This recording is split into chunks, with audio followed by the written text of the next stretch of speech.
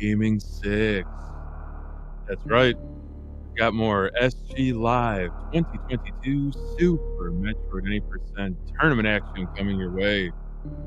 My name is the Hockey Towner. I'm joined by the one, the only, the legendary Just Defend. What is up, JD? Hey, what's going on, guys? We're back here, SpeedGaming 6, and we got plenty of Super Metroid action tonight. If you are just joining us here, thank you for watching. There's also another matchup over on SpeedGaming 4, that is Statue Cat versus Lynx, but we got two very good runners here, BFrobber versus WhiteMageBecky. Yeah, absolutely. You're absolutely right, JD. Beefy versus Becky. Putting it all on the line here. This is silver bracket action, and I have on good authority that these two runners' PBs are less than 30 seconds apart. Yeah, it's going to be interesting because I believe there's going to be a bit of a route difference. I know BFrobber does the old route. I know Becky will be going Phantoon first, just based on what I've been seeing her do in her past few streams and in her races. But first things first, we gotta get past Ridley, gotta get out of this Ceres space station, and yeah, we'll be peachy. No doubt, JD, no doubt. Saw some kind of stutter tapping there from BFrobber, waiting for Ridley to fly off the screen, but he's been a little bit flashy. He's showing off earlier. He could do the little X-ray speed keep. Oh my goodness! I thought that was TAS only. Should go show you what I know.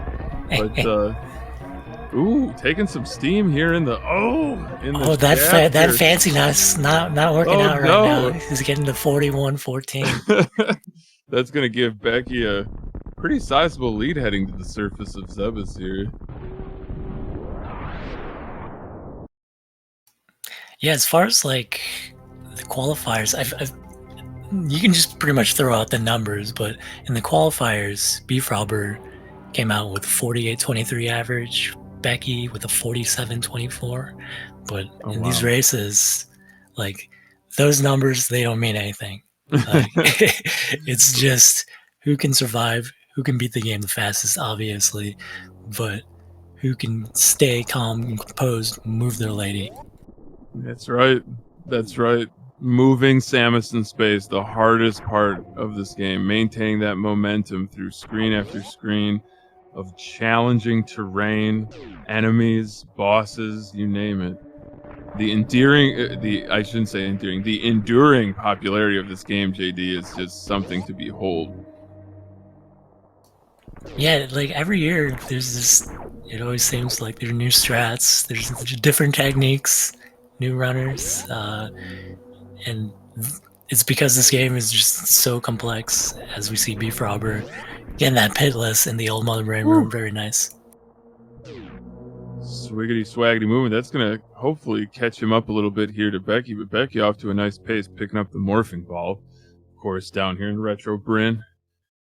So yeah, you know, the beginning of the game, JD, I feel like it's pretty boilerplate, to borrow a phrase that our good friend Crustacean 7 used. You know, it's just pick up morph ball, pick up missiles, fight BT, but then all bets are off. Yeah, it's this early game. There's really not a whole lot going on. Just don't, make too many mistakes. You want to stay. You want to keep the race close, at least, but, right. But yeah, the bomb times that everyone's pulling out, especially with the Moonfall, they can get at least sub 5 bombs easy. Yeah, sub 5. What a great benchmark for that section up to Bomb Terizo. But some of these runners just running absolutely blistering paces. Looks like Becky also got pitless there, leaving old Mother Brain. Now into the climb, JD. This climb, whew! What a challenging section of the game. Yeah, there's two ways you can go about it. You can do some wall jumping. Wall jumping is a little tough, and you got to clear out some enemies. Becky going with some ledge grabs. It's sort of a thing I I like doing myself because I saw it in the task, and I was just like, you know, why kill enemies? Let's just ledge grab. I love it. I love it. Task, borrowing from Task. That's the origin of the ledge grab climb. That's amazing. But Becky's the first into bomb Terizo here. Gonna try to stagger her shots in groups of 5 and fan out those missile drops. And that should make for a good BT fight so that our runners, JD, can avoid the decapitation animation. Yeah, don't. They're gonna shoot bomb Terizo about 5 times. Ooh, Becky getting shafted on some drops there. Ooh, yeah. Totally scammed, unfortunately. Now Buku drops the second time around, so finishing off BT without triggering that decapitation animation. Same for Beefy. But Becky maintaining her lead here. Yeah, BFrobber catching up a little bit there, just on the good luck versus bad luck on those drops. So getting to Alcatraz, wall jumps, very nice. Brilliant movement from both of these runners.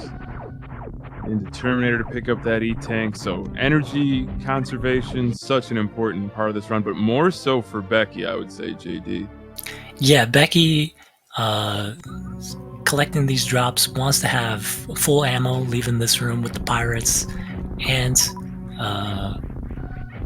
conserving the energy as well. And we see BFrobber, he's doing the old route, so he's just gonna bulldog his way through those pirates, use the iframes. They're gonna go down that elevator into Pink Brinstar. I love it. I love it. About to execute the first major sequence break of the game. That is early Super's mock ball. Just takes out an entire section of the game, a whole mini boss fight, completely unnecessary with this trick. You love to see it. Not a ton. I mean, of course, doing Phantoon first is a massive, massive sequence break, but this is really the one that makes, I feel like, this and a lot of other categories possible. Yeah, can you imagine like doing races of this game and having to fight Spore Spawn? I don't know. That'd be something to watch. Oh my goodness. We have seen some very hype any percent all bosses races, but of course Spore Spawn is the penultimate boss fought in that route. But now into Pink Brinstar. Still a little bit of housekeeping for these runners to do, JD. They got to pick up that ever so important charge beam and another missile pack. And then we're going to see the major divergence in these routes. Yeah, it's nice mock balls there from both players as they pick up second missile pack. And then right below it will be the charge beam. Don't leave Pink Brinstar without it. You want this charge beam because not only does, you get extra damage from doing beam attacks, but you can also use it to do some pseudo screwing. The pseudo screw is a nice little technique where you can sort of avoid projectiles and also kill enemies. So plenty of things you can do with that charge beam. No doubt about it. No doubt about it. Once these runners pick up power bombs, they'll have access to the special beam attacks.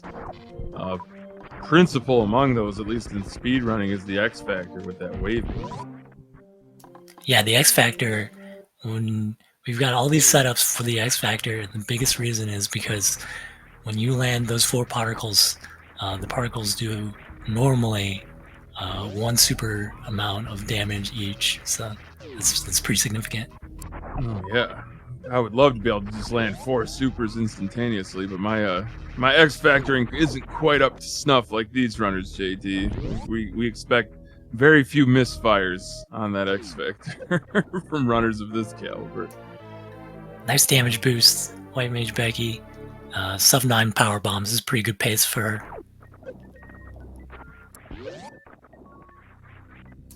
Ooh, and right there, BFrobber having a good crate entrance, but just missed the wall jump on the ledge there. Yeah, I think Becky, she was warming up before the race, and I think she's feeling it right now. She's got the early game movement, just Looking very clean. I have to agree with you, JD. Becky is definitely playing just razor sharp right now. But this is the big challenge of Fantune first. This is the crossing the moat here. While Beefy for a great quick kill. I think Becky's got the setup for CWJ. We'll see if she gets it best. There we go. Oh no! Oh no! I'm not sure, that's impossible. I'm not sure what happened there, and I'm not sure what's happening with Kraid over here, missing the quick kill. I've never seen this before, JD. Is this new? Did they patch this in? This is what we call DLC. Ooh, jumping on that surfboard. Needs to be careful. Energy is down to 31. All right, Beefy. He's done with it. Beefy survives stand-up Kraid, and Becky is across the moat and into the wrecked ship, about to do battle with Fantune.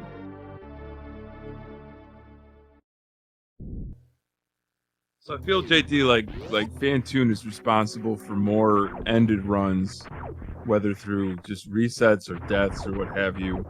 Just what a challenging boss for this speed run, especially on this doing it first like Becky is.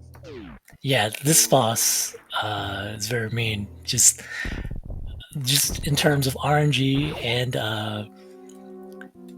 in the way that it attacks you. Like it'll be off the screen. It'll be dropping these little teardrops, flames. So Becky's got a tough task ahead of her. We'll see what the first pattern is. It is not a fast pattern. Originally, the first fast pattern comes out immediately. Not a mid pattern, so it will be a slow pattern. She's got to be careful for these flames. Slow pattern opener, but does land. Does land some missiles, setting up for a Doppler here. Pretty solid Doppler. Yeah, normally you can't hit Fantune with these missiles too many times, but if you're stutter stepping like Becky's doing, you get to land more missile shots. Just the interesting way the boss works. And wow, very nice. Brilliant. Yeah, fantastic job. 3-round Fantune. Yeah, it was a slow, fast mid. We got to see each pattern, and Becky, cool as a cucumber, just playing great. That was a fantastic fight. Yeah, her ammo's looking good. Like this is I want to say like maybe a dream scenario. The Fantune fight could have been faster, but you know, as far as ammunition and drops, health, she's looking, you know, sitting pretty, I should say. Yeah, I have to agree. Gonna be sitting at 15-10 with full health, going into attic like that. You want to talk about the dream scenario? Yeah, BFrobber's got some item collecting to do in Upper North right here. This is basically sort of prepping for the meat of the run here. He's got to collect the high jump boots, all really great items to have when you're speedrunning this game. The speed booster and wave beam. Gotta have them. Frobber's going shopping, JD, and we're doing BOGOs. You buy boots, you get a speed booster and a wave beam for free. I like it. No problem. You gotta get past that. Go for it. No, I insist. Yeah, you gotta get past that bubble mountain, and goes for that charge shot. That bubble mountains can be a little tricky sometimes because of that CAG attack at the top, and that charge shot and pulled off, making it look easy. Nicely done, B. But it's across both scene. A nice time to reflect on decision making and the challenges that lay ahead of our runners here. But Beefy now with that speed booster, probably like in my top 2 items in this game, JD. Like the speed booster it changes the entire game once you pick it up. Yeah, without question. Not only making you go faster, but you get the shine spark, which is basically just you get to fly around. Uh, but you gotta be careful with the shine sparking because it will take some energy. And the last thing BFrobber wants to get here is wave beam.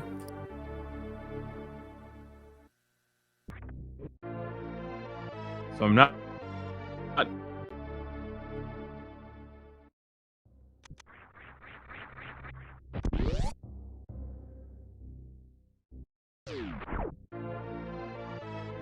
Or what have you? Maybe just sticks with X Factors. But I guess we'll see in a few minutes. Just got to make it there first, but to Norfair. Ooh, missing that wall jump. Oh boy. Okay, just gonna go through the bottom door.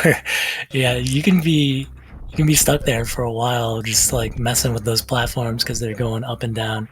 Unfortunately, takes a little bit of damage on the way out, but as long as he's out of there.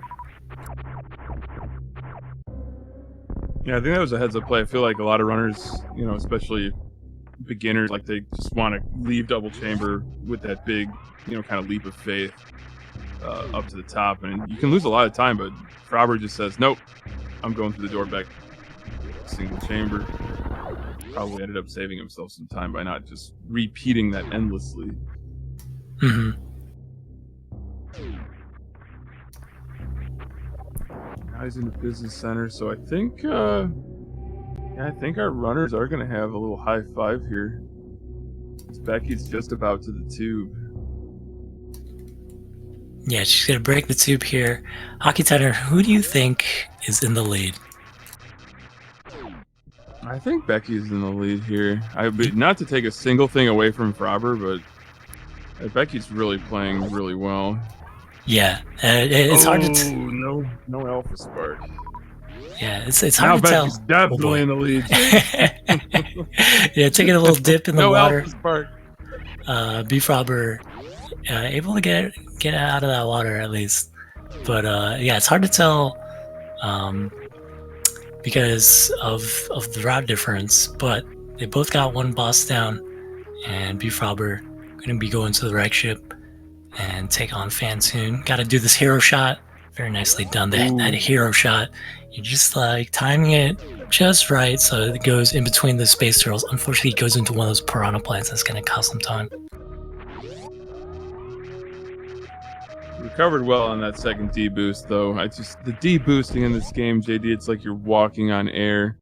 It's just incredible movement. Like, look at that D boost off that booyah right into alpha power bombs. But now Becky's going shopping in Norfair to pick up all the goods. Yeah, I believe Becky, her route is pretty interesting. I think after she does all her shopping here, she's actually gonna go to Kraid and then take on Dragon from there. So that's to be determined. We'll see if it'll be a heads-up play. Yeah. So this has the potential to be the hybrid route. Yeah, it does Kraid Dragon. Yeah. The very rare hybrid race route. Yeah. I haven't seen hybrid route in like literal years. Like, so this is a treat if it pans out that way. Ooh, Becky trying to get that cack attack. Just missing on BFrobber. Just gonna spark over that moat. Not gonna do anything fancy there. And I think it's a fine play.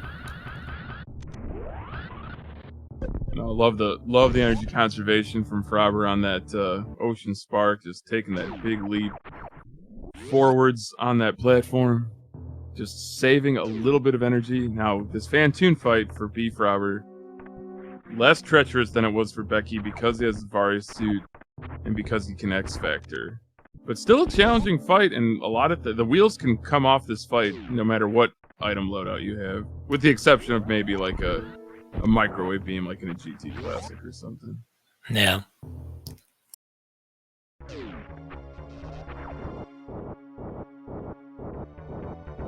So Becky did have a 3-round, but pretty good luck. So we'll see how the luck fares for BFrobber.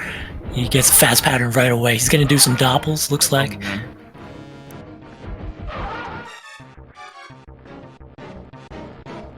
Alright, so pretty good luck in the opening rounds.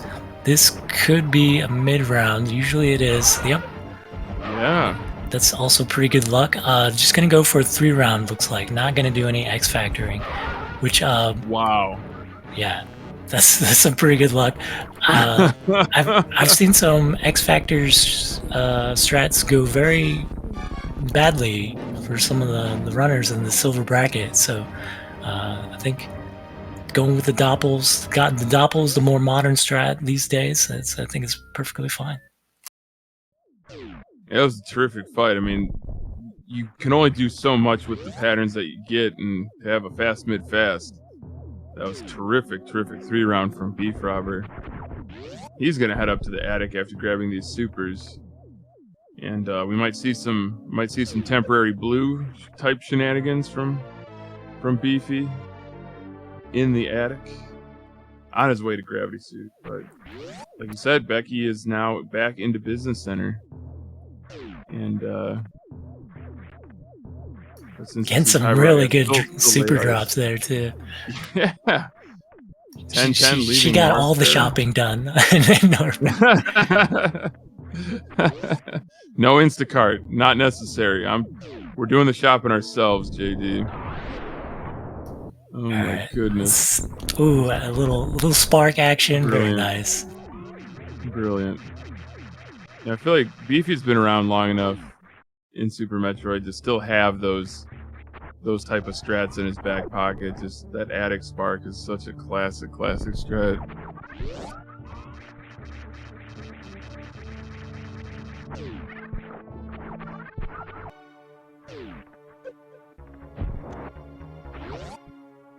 I just love Becky's resources here. Like, no need to farm mini crate because full supers. Like, no muss, no fuss here. Looks to be setting up for maybe a charge opener, or maybe was doing like some lag reduction. Definitely charge opener. Look at that pinpoint. Yeah, I got that real fancy setup there with this little turnaround dance. I like it. Yeah. And just pinpoint precision on those supers. Stun locking Kraid with that first one. Yeah, very nicely done. That might be a big deciding factor there, because BFrobber did not get the quick kill and lost a little bit of time. So with that quick kill, WhiteMageBecky might be solidifying her lead. Solidifying and perhaps building on it even more as she heads out of Kraid's warehouse and into Meridia. But yeah, so you can see yeah, both players are heading to Meridia, but BFrobber has got much further to go. They'll as far as routes go, they'll be pretty much tied. That's right, because now we're converging now in Meridia. But like you said, Beefy does have a couple screens. Has to come down the entire red tower. So yeah, Becky's out to a sizable lead here.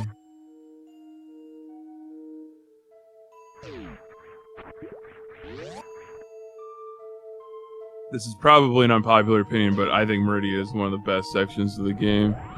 I think the boss fights are just so challenging and interesting, and the rooms themselves, the room strats, are cool too. Yeah, this is a very challenging section, and it's full of some of the hardest strats in the game, and depending on how you see it, it can be fun for you, or it can be real frustrating. Oh, Becky needs to get these speed echoes, but there we go. Denied. Good backup, yeah. Alright, so gotta get this X Factor. Going for the setup. Very nice. Oh, that was perfect. Just a perfect Botoon fight there from Becky with that D Factor opener. Super missiles delivered. Great pattern too. I think that's one of the better patterns for Botoon. Oh, but doesn't quite get the Yahtzee, but never would hold it against her. Yeah, I like. There's definitely a feeling of euphoria when you get that mock ball into the bottom thing. Oh man, yeah, it's one of the best in the game as far as mock balls. Okay, this is Setting looking up good. for full half here. Yeah. This is looking sharp. Yeah. Oh wow. Becky is just on fire. She's stringing together all these rooms with the optimal strats, and she's getting the supers. She's getting the luck. She's killing it right now. Absolute playing like a Samus Aran possessed. I don't even know, bounty hunter possessed. But Frobber setting up against Botoon. Good pattern. Oh yeah, just ekes out the one round there. Had to tank a couple hits, and doesn't have nearly as many supers, but still solid fight, solid one round. Oh, Yahtzee! Nice. That was kind of like a little more subdued Yahtzee, but you know, can't blow apart people's eardrums in the primetime spot every time. But Becky now, JD, up against Dragon, Queen of the Shrimps. Tough fight. Oh! Ooh, too early on the Shine Spark. Yeah, it's always like a little guessing game there when you're trying to get Dragon on that swoop. Beefy just a little too high, ends up with a quarter halving. How about Becky using that power bomb to clear away the goop and then just finishing off Dragon with ammunition? No muss, no fuss, and picking up that coveted space jump. But now it's Beefy's turn, JD. And if he wants to catch up to Becky, this is where he's got to do it. Yeah, I think if he gets a nice 2-round Dragon here, gets a blue suit, and I see a nice little rain dance setup. We can see if he gets the Shine Spark. Love the rain dance setup. Love the womple jump here from Becky too. Ooh. Oh, I think maybe just a little too. Okay, gets a blue suit. I was gonna say BFrobber and converting the blue suit into a spike suit. Now Samus can run. Let's go. incredible stuff from BFrobber. It was very close to finishing off that fight, but Dragon just slipped away. Evasive maneuver. Look at Becky setting up here for Plasma Spark. Oh, doesn't quite get it, but that's a tough trick. That's the king of all sparks, in my opinion. It's so tight. But look at Beefy using that reverse full halfie. That's gonna gain some seconds here on Becky. Yeah, it's gonna come down to lower Norfair. Becky still got a pretty good lead, grabbing the plasma beam. But BFrobber also doing a little bit of farming as well. Gotta get some of these supers. There's plenty of super doors to open up on the way to lower Norfair, so nice to farm those. It's a heads-up play for sure from Beefy. But Becky already heading to the shoot so that she can head down to, as you said, JD, to lower. Oh, Beefy! Sparking into the ceiling of that narrow corridor, doesn't quite get that plasma spark. I think it's unfortunate when you take that damage boost and then you gotta let go of the jump button so you immediately just boost or spark into the ceiling. That's right. So I'm throwing it back because it was a tournament that was near and dear to me, but during the Prodigies tournament of 2019, there was a bounty for an undisclosed amount to get Plasma Spark in a race, I should say. I think, maybe not for this tournament, but for the next one, we got to bring that back. It's got to happen. Oh, what's going on? Oh, man. What an annoying pirate off screen. Yeah, the pirate just walking away, not having any of that plasma beam. That pirate literally just took his ball and went home, JD. I couldn't believe it. Like, just stand there and die like a good enemy in this game. Yeah, and unfortunately for BFrobber, it just cost him some more time because he was locked in that room until that pirate goes away. Yeah. WhiteMageBecky getting that super drop. Actually, that super drop, very clutch. As she grabs the ice beam, she's only down to 1 super, so if she wastes that super, it's not gonna be good. Yeah, supers are a precious commodity in Lower Norfair. It's like almost impossible to farm for one. So definitely gonna see some farming here from Becky pre Lower Norfair. But the Becky train is rolling, JD. I don't think she can be stopped this run. Yeah, it's gonna be real tough for BFrobber to catch up. It looks like at least a minute ahead for Becky. I did just glance at the bracket though. Forgive me, chat, for my lack of show prep, but this is upper bracket action. The winner of this race is going on to face MM2 Nest Cartridge, and then the runner-up will be bounced to the bottom bracket, still in the tournament, but they have to take on Kuru. So definitely tough opponents, whether win or lose in this race. Yeah, these brackets, they're all stacked. Like this tournament, this year, 2022, just a lot of really good competition, and it's really awesome to see. No doubt about it. No doubt about it. I feel like when everyone gets in the tournament mindset, like the level of play just goes beyond what you might see on a regular, like a PB attempt type of stream from these runners, and you see a lot more risk taking, but also a return to maybe more consistent strats or race safeties and that sort of thing. Yeah, and you're seeing from Becky, like I was really impressed with how she's playing, even though she's doing this very unorthodox hybrid route. She was going for the Speed Echoes Pillars room here, but fortunately just losing the Speed Echoes halfway there. It's so close to getting that space boost. Look at this worst room in the game. No muss, no fuss. Freeze one pirate, kill the other, up top, no problem. But Beefy's really catching up pretty quickly here. Went for the chronic boost, didn't quite get it, but had an incredible space boost heading past the Nutella refill. On his way to Lower Norfair. But Becky's into Amphitheater while Beefy enters Lower Norfair. So still, while Beefy is catching up, JD, Becky's still out to a big lead here. Yeah, BFrobber is gonna need something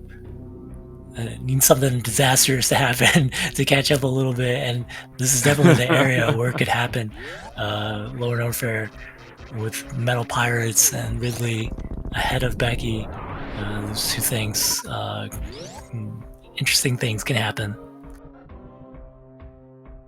Definitely a treacherous part of the game, no matter what your item loadout. Definitely, probably the toughest section of the game, start to finish. But Beefy's through worst room in the game, blowing away that ceiling. He's through the wasteland into Metal Pirates. Nice manipulation here. Oh, great Metal Pirates there from Becky. Yeah, she's got full energy, man. I feel like most of the run, her energy has just been maxed out, and she's had very little to worry about, and that's a good thing because you get to go faster. Yeah. When, less farming, less safe strats. You can go for the hardest stuff that might get you damaged a little bit more. But now against this Ridley fight with this beam combination, Jay, it's not a trivial fight, but it certainly is a lot easier than with Spazer Ice Wave. Yeah, just 20 shots.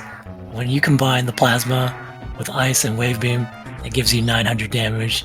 That's pretty darn good stuff.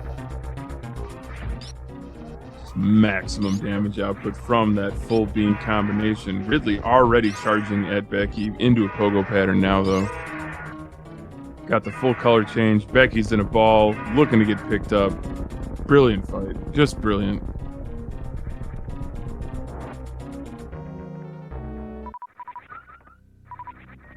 So that is the delta here, JD. An entire Ridley fight. That is Becky's lead. Yeah, one Samus leaves, the other one enters as BFrobber. It's his turn to take on Ridley. And gonna make short work. Looks like both players going for that pogo pattern. Taking a little dip in the acid, that's fine. Plenty of energy to work with. That's true, and I would be remiss if we didn't mention that Frobber has an entire E-tank more than Becky, so that could come into play in Torian. Yeah, definitely. Like in Torian, the biggest, baddest final boss, Mother Brain 2, she can really make you nervous because she's got that catch-up beam, and if it hits you, if you don't have the energy to spare it, it's over. Like, your run's done. No matter what, no recovery unless you have a save, but it takes a lot of time to save the game in this game. It's costly. Yeah, it's interesting to see some of the race philosophies. Some of the players will go for just going for safeties, going for saves. I haven't seen very much saving, honestly, but if we're going to talk about doing different routes, different safety strats, I wouldn't put it past the players to save the game if they wanted to. For sure. Especially if they got the restream, if they know what their lead is, or they know that their opponent has already, died to a boss and forfeit or something like that. Then you can throw in the save. But I mean, if a race is super tight, like there's almost a 0% chance that either runner would save. Yeah, that's interesting to me as well. Like watching the restream versus not watching it. Sometimes, it's very much a what if sort of thing where if you're a player that knows, the opponent that I'm racing is only about 10 seconds behind me or 10 seconds ahead, that can really change how you approach things in your speed run. So it's interesting to think about, and that's what makes it really fun to watch in the tournament, as both of these players, they're racing now just to get to Torian. No doubt, JD, no doubt. Yeah, I would say, like, if it were me and I was racing, almost a 0% chance I would have the restream up. The wheels would just fall straight off. I don't know how some of these runners do it, but it's almost like some of the best runners, when they see their opponent catching up, they can elevate their play, just find that next gear of speed. Yeah, that's the strats maybe not even the most comfortable with. Yeah, I think that's awesome when you if you can do it. For me, I would just get nervous. Right? I just get nervous. I'd be like, big if. I'd be like, oh no, I gotta skip the Metroid, and the person's right next to me. Yeah, I mean, we saw that in Zost versus Zenny. I mean, Zost is the greatest Super Metroid player to ever touch a controller, and felt the heat of Zenny catching up and missed baby skip. Only ended up winning by 2 seconds. Yes, that's mind blowing. Like the matches we've seen, there's been quite a few really, really close matches, and maybe some come beyond wins as well. As WhiteMageBecky using the speed mopple there, break the blocks, going into Terminator and trying to get to that statue's room. Yeah, a lot of really close matches in these tournaments. That was really interesting what happened there. Becky freezing that pirate and just kind of going through him. Nothing stopping her. Nothing. The laws of physics no longer apply, but yeah, just a sensational series of rooms here from Becky. I mean, that parlor into Terminator sequence is probably my favorite, and then just in typical, you know, exploration based, you know, game type of scenario where you face those green pirates again right before you reach Torian, and now you're fully strapped up and you just blow them away.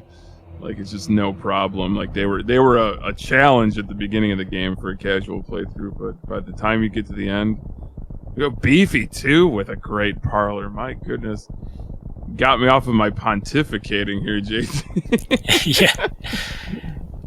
Didn't quite get the speedball though on the Terminator there, but still just blown away those pirates. But Becky through G4.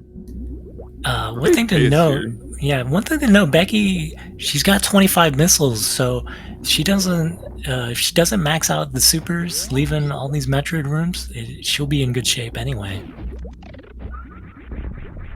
It's like I always said, JD, more ammo, more better. If you can pick it up, pick it up.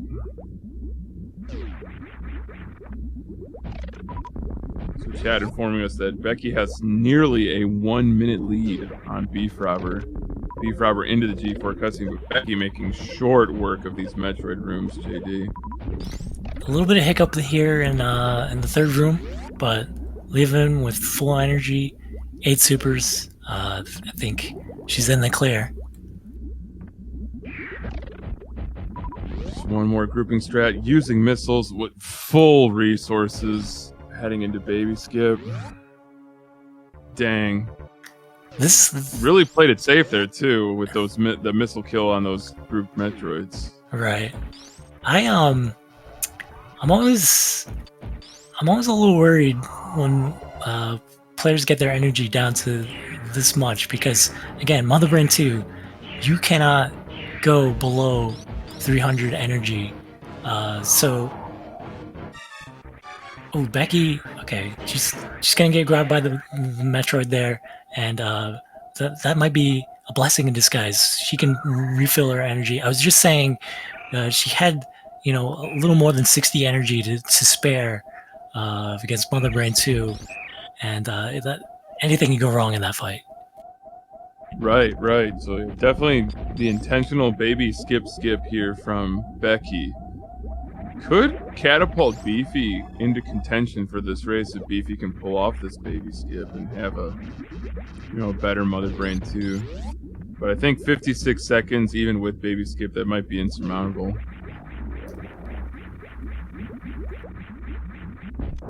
Yeah, I would have to agree. Something disastrous would have to happen here to Becky for BFrobber to take this lead.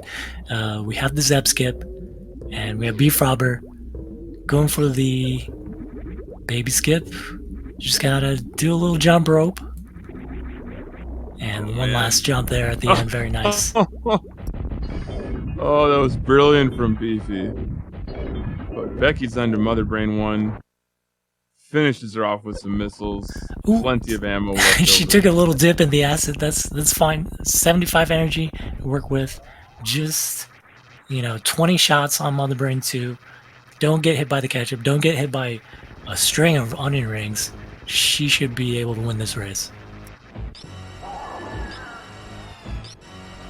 You see BFrobber, he's trying to catch up. That Zeb skip giving him some trouble.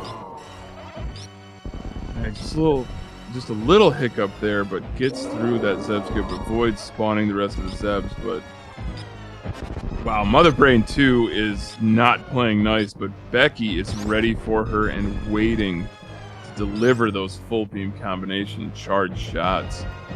Look at that, already done. Nicely done. She was ready for any sort of attacks, and that's what I'm talking about. Mother Brain 2, she does all these different attacks. She's very random, and Becky, I just gotta say, she was here to play tonight. She wants that top 8. Yeah, have to agree. I mean, she brought her A++ game.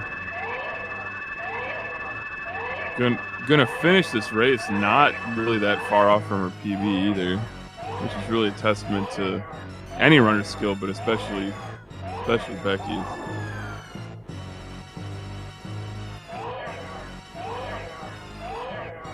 But Frobber's into the cutscene as well, just a earlier part of it, JD.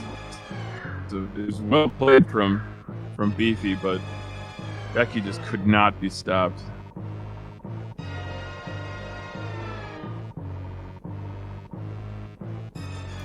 Yeah, it's hard to say what BFrobber's biggest mistake in this run was. He missed the crate quick kill, maybe a little sloppy on the Dragon, but I feel like Becky was just playing. She was playing real well, and this is a really good race, both players.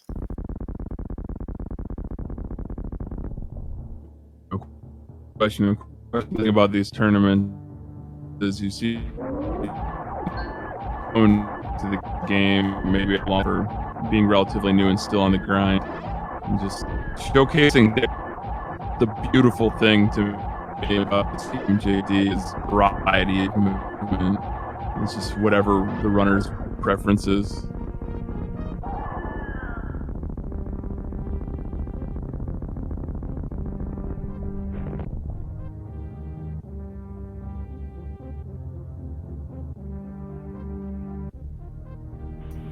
So as we're finishing up on this race, there's more Super Metroid action happening tonight. We'll get that information. So if you wanted to see more races, there's more happening. Let me get that for you. If you've been tuning in here, thank you for watching. I know over on SpeedGaming 4, there's Stashio Cat versus Lynx. I'm not sure if that race is still going on, but at 10 p.m. Eastern Time, there will be Dirty Mike versus Cashmon, another nice silver bracket matchup. That will be on SpeedGaming 4 as well. Very good, very good. And I think for you night owls out there, I believe there's a race at 1 a.m. EDT tonight. That is going to be between Zab316 and Tillamorph, with comms by, why, it's you, JD. Yours truly. I think Zos. I think Zos will be there. We'll do the night radio show on SpeedGaming. Oh, that's wonderful. I'll tell you what else is wonderful too, though, is what.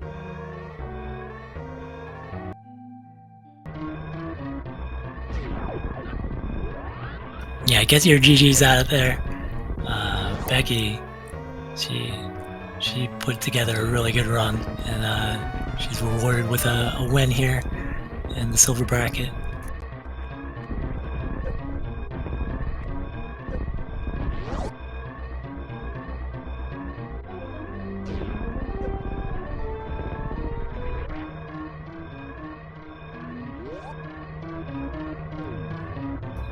And not too shabby from BFrobber as well. Going to be our runner-up for tonight, but that won't be it for him. He will be just sent to the lower bracket. He's still got a chance in this tournament.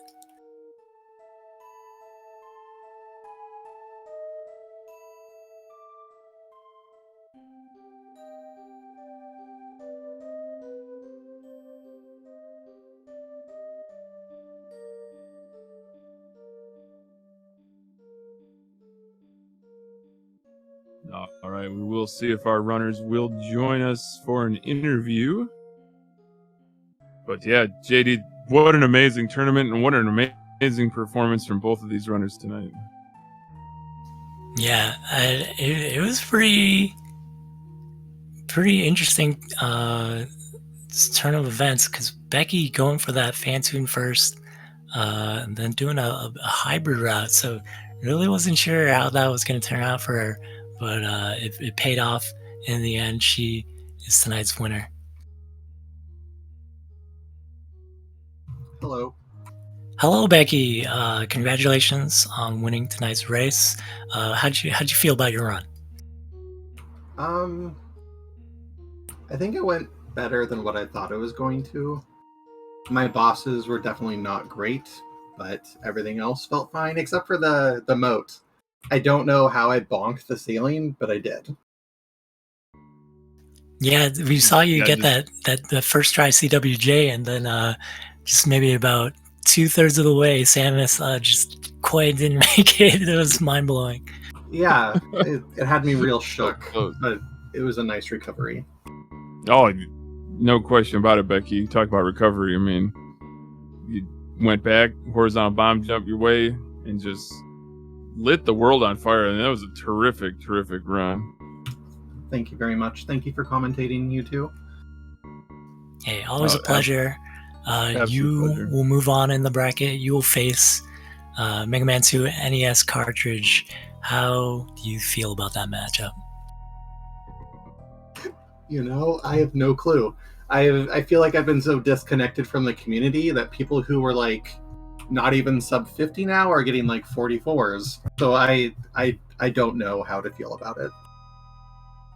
Well, if it's any consolation, Becky, I have on good authority that MM2 plays on keyboard, and everyone knows that keyboard players are cheaters.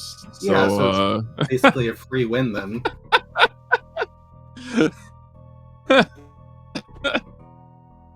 No, MM2 is a great competitor and great commentator, but I think it'll be a really great matchup between you and him, Becky.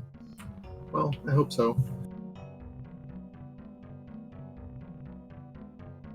And I don't think we could be joined by BFrobber, but we're glad you joined us, Becky, and we thank you, of course, for your participation in the tournament, and definitely looking forward to seeing you in action as you continue.